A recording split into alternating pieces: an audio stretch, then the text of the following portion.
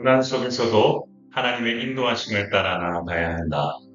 창세기 34장 1절에서 12절.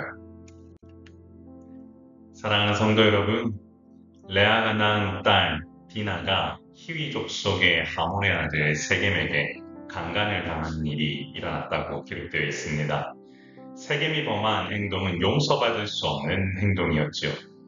그런데 이후 세겜은 디나를 사랑하게 됐다고 하고 기록되어 있고 그녀에게 말로 위로했다고 성경에 또한 적혀 있습니다.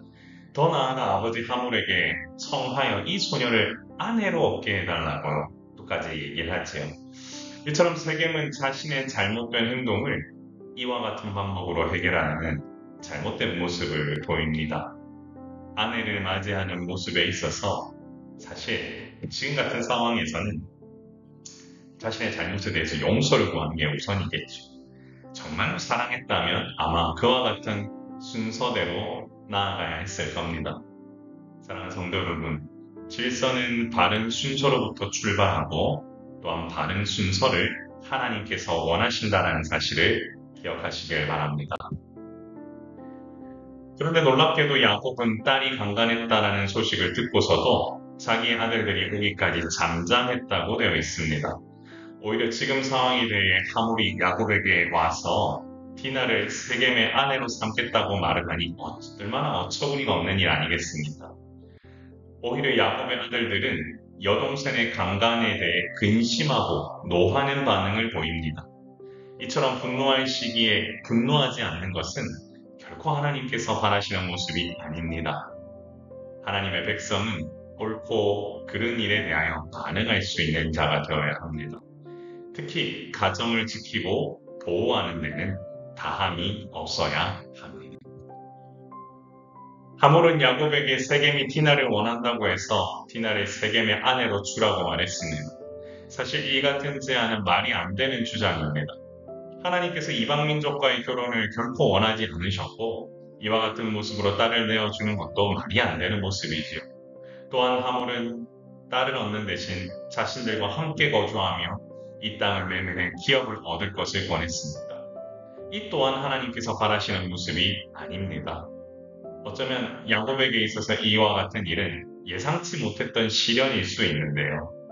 에서와의 관계만 해결되면 고향 땅에 정착하는 것에 대한 한 고비를 넘겼다고 생각했을 수도 있었을 겁니다. 그러나 자기 딸이 강간을 당하는 일이 일어났다는 것은 가족에게는 너무나 큰 상처지요. 이런 상처를 이용해 결혼하는 자도 문제예요. 이 상처를 보고도 가만히 있는 자도 문제입니다. 아직도 야곱의 분량은 끝나지 않았습니다. 세겜은 야곱과 그의 형제들에게 자신이 은혜를 입었으면 좋겠다고 말했습니다. 잘못을 저질러 놓고 은혜를 입게 하라니 이것은 사실 말이 안 되는 일의 연속이지요. 강간당한 자기 동생을 세겜의 아내로 내어줘야 한다는 것 자체가 어불성설입니다. 그런데 이런 무리한 요구를 아무렇지도 않게 하는 이가 있으니 이 또한 문제입니다. 그러면서도 용서를 구할 생각은 없고 이와 같은 모습으로 뻔뻔하게 임하고 있다고 하니 참 여러 가지 생각을 하긴 합니다. 사랑하는 성도 여러분, 잘못을 했다면 사과가 우선이고 용서를 구해야겠죠. 그런 것 하나 없이 자기 욕구를 채우기 위해 자기 책임을 면하기 위해 사랑한다는 이유로 지금 이 상황에서 아내로 디나를 달라고 한다니 이거는 말이 안 되는 일입니다. 모든 일에는 순서가 있습니다. 잘못을 저질렀다면 용서가 우선이어야 하고 사과를 해야 됩니다. 그 이후에 다른 것들을 논할 수 있겠지요.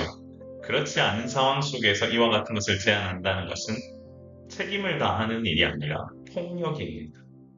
폭력은 어떠한 경우에도 정당화될 수 없습니다. 사랑하는 성도 여러분, 고난 속에서도 하나님의 인도하심을 따라 나아갑시다. 야곱은 에서와의 화해 이후 모든 것이 끝났다고 생각했을 수도 있습니다. 그러나 그에게 예상치 못한 어려움이 찾아왔지요.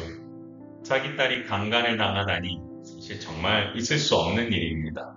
더 나아가 이방 족속에게 이와 같은 일을 당하면 당당하게 자기 딸과 결혼하겠다고 하니 이 얼마나 어이없는 일이 아니겠습니까?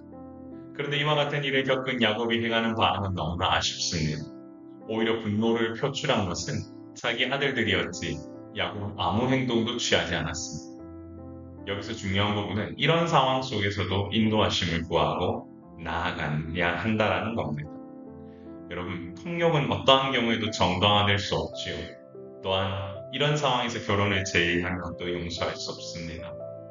여러분, 우리는 이 땅 가운데서 늘 하나님의 인도하심을 바라보며 죽은 영혼으로 사는 것이 아니라 살아있는 영혼을 맞이할 수 있는 은혜가 우리에게 있기를 기도합니다. 우리가 참 기도해 볼까요? 주여, 고난 속에서도 하나님의 인도하심을 따라 믿음으로 나아가는 주님의 자녀가 되도록 인도하옵소서.